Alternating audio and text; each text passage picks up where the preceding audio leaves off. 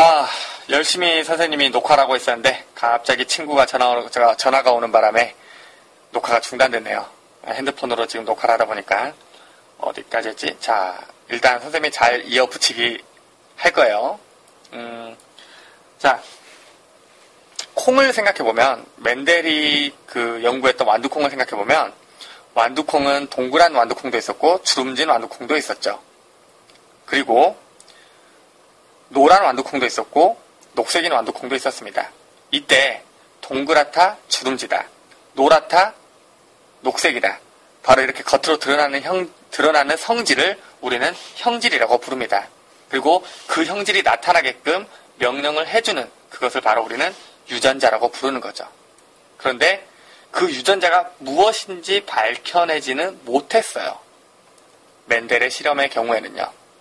어떤 식으로 유전이 되는구나 그 현상을 밝혀낸 것이지 유전자가 무엇인지 밝혀내지는 못했습니다. 그래서 그 유전자가 무엇인지 밝혀내기 위해서 그리피스라는 사람이 실험을 하는데요. 그리피스는 이런 실험을 합니다. 폐렴 쌍구균이라는 균이 있습니다. 이름에서 듣다시피 폐렴 쌍구균, 왠지 독성이 딱 있어 보이죠? 폐렴 걸리면 왠지 아파서 죽을 것 같아요. 쌍구균, 네, 동그란 구가 두 개가 붙어있나봐요. 여러분 교과서에 나와있는 그림 참고해 보시면 될 것 같고요. 이 폐렴 쌍구균은요, S형 균이 있고 R형 균이 있습니다. 똑같이 폐렴 쌍구균이지만 S형 균과 R형 균은 유전자가 조금 달라요. 그래서 S형 균은 독성을 가지지만 R형 균은 독성을 가지지 않습니다. 즉 독성을 가진다, 독성을 가지지 않는다. 이게 바로 아까 선생님이 설명한 뭐가 되는 거죠? 형질이 되는 거죠. 나타난 성질. 유전자에 의해서 나타난 이 성질. 이거 우리는 형질이라고 부릅니다. 자, 이걸 가지고 어떻게 실험을 했냐? 그리피스는 S형균과 R형균을 매우 잔인하게도 살아있는 쥐들에게 주사를 해봅니다. 자, 잔인한 건가요? 잘 모르겠네요. 자, 쥐에게 주사를 합니다. S형균은 독성을 가지고 있다 그랬죠? S형균을 쥐에게 주사합니다. 쥐가 있는데 이 쥐에게 S형균을 주사합니다. 이 쥐 어떻게 됐을까요? 죽습니다. 그리고 이번에는 쥐에게 R형균을 주사합니다. R형균은 독성이 없다라고 했죠. 그 쥐는 죽지 않습니다.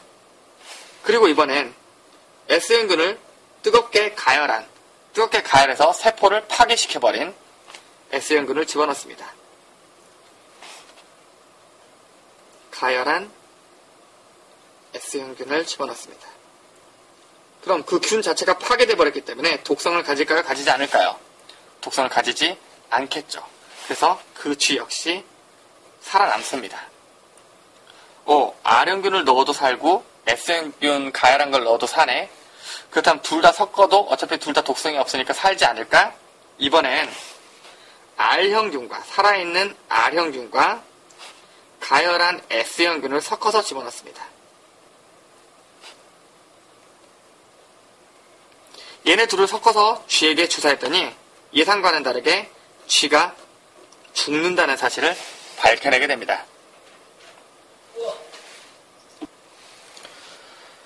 R형균도 독성을 가지지 않고 가열한 S형균도 파괴돼 버렸기 때문에 독성을 가지지 않는다고 생각을 했고, 그래서 R형균과 가열한 S형균을 섞어서 쥐에게 주사하면 죽지 않을 거라고 예상했지만 주사를 하니까 쥐가 죽는 걸 알게 됐습니다.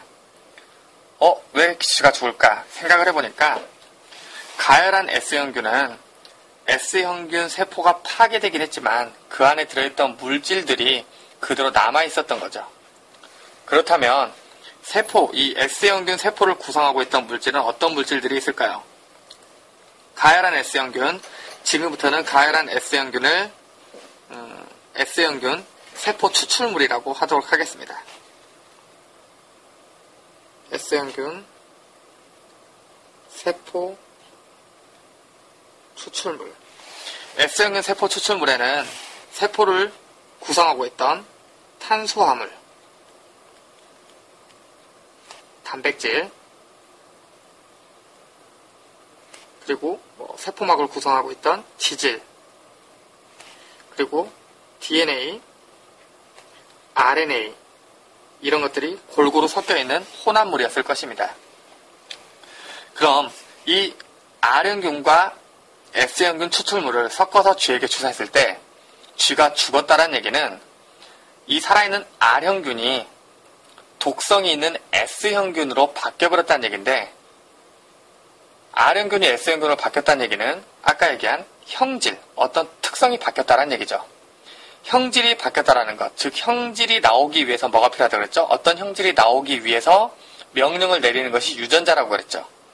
그렇다면 이 형질이 바뀌었어요. R형균이 S형균으로 바뀌었기 때문에 쥐가 죽은 거예요.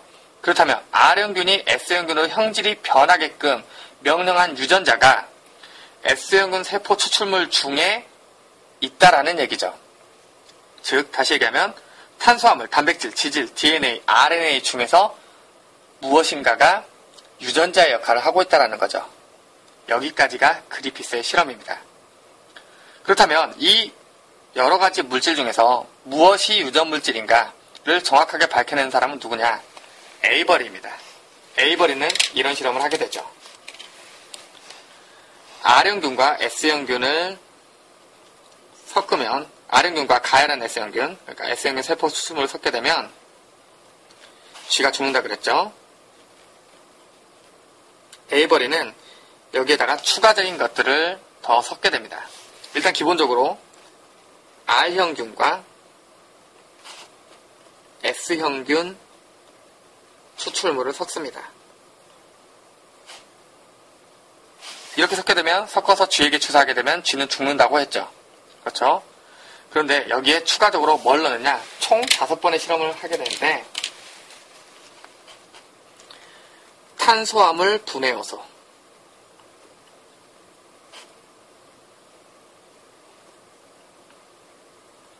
그리고 단백질 분해요소,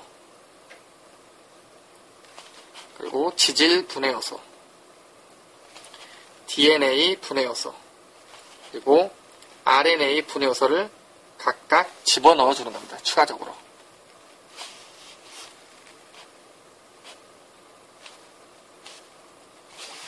그렇게 실험을 해봤더니 탄수화물 분해요소, R형균과 S형균 추출물, 탄수화물 분해요소를 넣었을 때, 그렇게 섞어서 넣었을 때 쥐는 죽었습니다. 단백질 분해요소를 함께 넣었을 때도 쥐가 죽었고요. 지질 분해요소를 넣었을 때도 쥐가 죽었어요.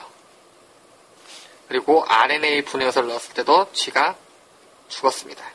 그런데 R형균과 S형균 추출물 혼합물에 DNA 분해요소를 함께 넣게 되자 그 쥐가 생존한다는 사실을 알게 되었습니다. 이게 의미하는 게 뭐냐? 탄수화물 분해요소는 탄수화물을 없애버리는 거죠. 단백질 분해요소는 단백질을 없애버리는 거고요.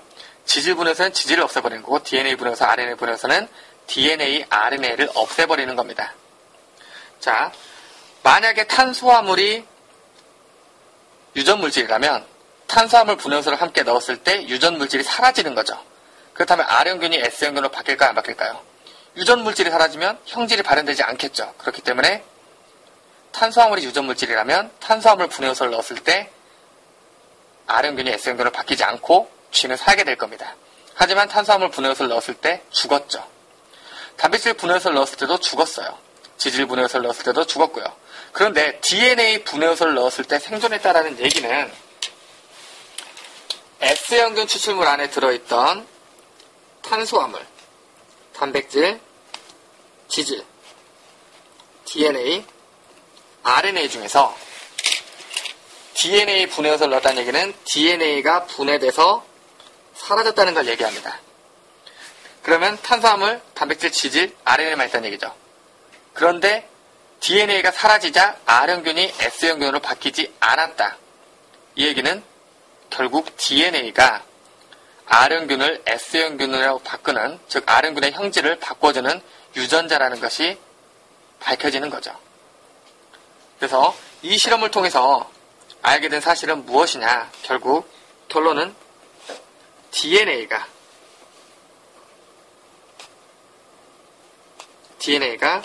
유전물질이라는 사실을 알게 된 거죠.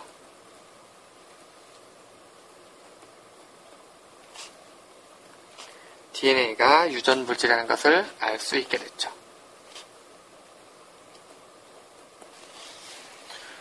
물론 대학교 생물책에 보면 이거 말고 이제 박테리오파지를 이용한 실험이 나오게 되는데요. 일단 고등학교 1학년 과정 교과서의 내용에 충실해서 하게 됐을 때 이 그리피스의 실험과 에이버리의 실험을 통해서 DNA가 유전 물질이라는 사실을 밝혀냈다. 이렇게 여러분들은 알고 계시면 될 것 같고요. 다시 한번 무엇이 유전 물질인가에 대한 내용 한 번만 더 다시 처음부터 짚어보도록 하죠. 무엇이 유전 물질인가? 어떻게 밝혀냈을까요? 옛날 사람들은 유전 물질이 무엇인지 잘 몰랐어요. 멘델이 실험을 하긴 했지만 유전이라는 현상을 발견했지만 무엇이 유전 물질인지 유전 물질의 실체를 밝혀내지 못했죠. 그리고 아까 설명하지 못한 부분이 있는데 많은 사람들이 예전에는 이 많은 물질 중에서 단백질이 유전 물질일 거라고 생각을 했어요. 그 이유는 무엇일까요? 단백질은 20여 가지의 아미노산으로 이루어집니다. 하지만 DNA는 고작 4종류의 ATGC, 4종류의 염기로만 이루어져 있죠.